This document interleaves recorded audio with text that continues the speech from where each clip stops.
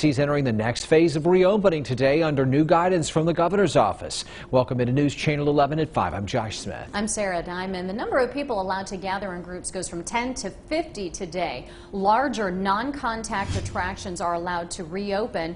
Those businesses include things like large museums, performance venues, amusement and water parks, and theaters.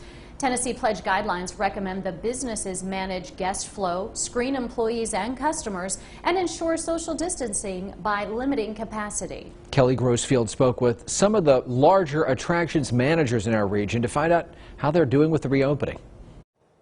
For months, the stands here at Volunteer Speedway have sat empty, but that all changes tonight following the release of new guidelines by the Tennessee Economic Recovery Group.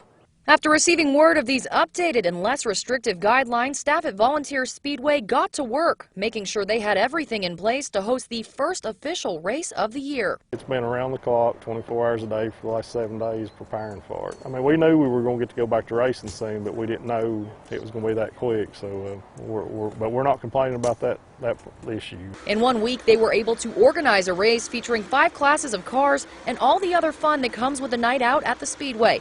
But it won't be quite the same. All of our staff's going to wear masks, our gloves in the concessions. We've kind of went by the list of the guidelines that the governor handed to us.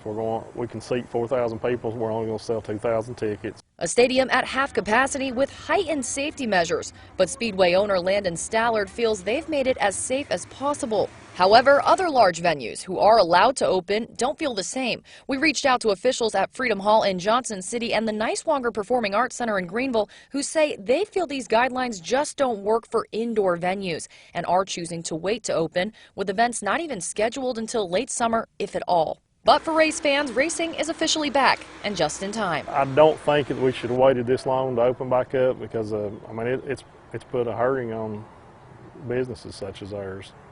Reporting in Bulls Gap, Kelly Grossfield, News Channel 11.